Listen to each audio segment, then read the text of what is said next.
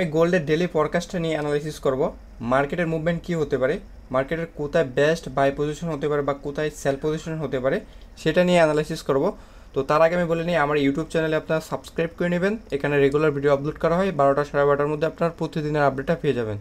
তো এখন যদি আমরা মার্কেটে চলে যাই, তো মার্কেটে যাওয়ার পর এখানে আমরা 4 ঘন্টা চার্টে আসি। এখানে আমরা দেখতে পাচ্ছি যে একটা বেস্ট রেজিস্ট্যান্স জোনে আছে মার্কেটটা।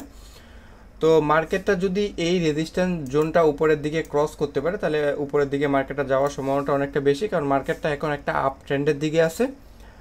তো এখান থেকে যদি মার্কেটটা নিচ দিকে আসে বা কতটুকু আসতে পারে সেটা যদি আমরা 1 ঘন্টা চার্টে চলে যাই, তো এখানে 1 ঘন্টা চার্টে আসার পরে আমরা এখান থেকে দেখতে পাচ্ছি যে আগের যে রেজিস্ট্যান্সটা ছিল ওইটা হয়ে গেছে এখন সাপোর্ট। তো মার্কেটের এই পজিশনে আসার পরে মার্কেটটা আবার উপরের দিকে যাওয়ার সম্ভাবনাটা অনেকটা বেশি। তো সেটা কীভাবে অ্যানশিওর হলাম, যে ওটা মার্ক করি।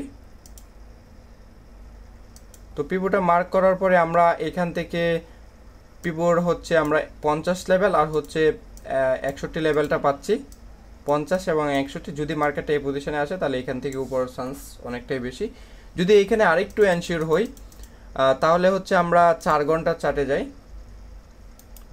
তো 4 ঘন্টার চার্টে আমরা এখান থেকে দেখতে পাচ্ছি যে একটা ফেয়ার ভ্যালু গ্যাপ আছে মার্কেটে। এই ফেয়ার ভ্যালু গ্যাপটাকে মার্কেট কভার করতে হবে, যে এটা এই পজিশনে ফেয়ার ভ্যালু একটা গ্যাপ আছে, মার্কেট এই পজিশনে আসার পর মার্কেটটা আবার উপরের দিকে ওঠার চান্সটা অনেকটা বেশি।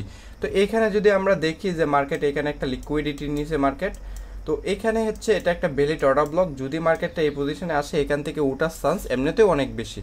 তো আমরা যদি আরেকটু কনফার্ম হই 1 ঘন্টার চার্টে যাওয়ার পরে,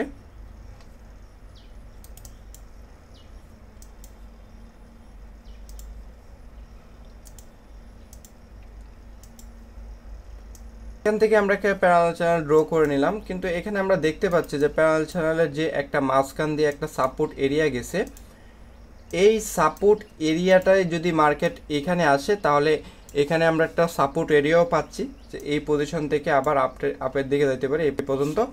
তো আমাদের এখানে ওয়েট করতে হবে যে মার্কেট এই পজিশনে আসার পরে, তো অবশ্যই একটা ইনগালফিং প্যাটার্ন দেখে নেবেন এই পজিশনে আসার পরে।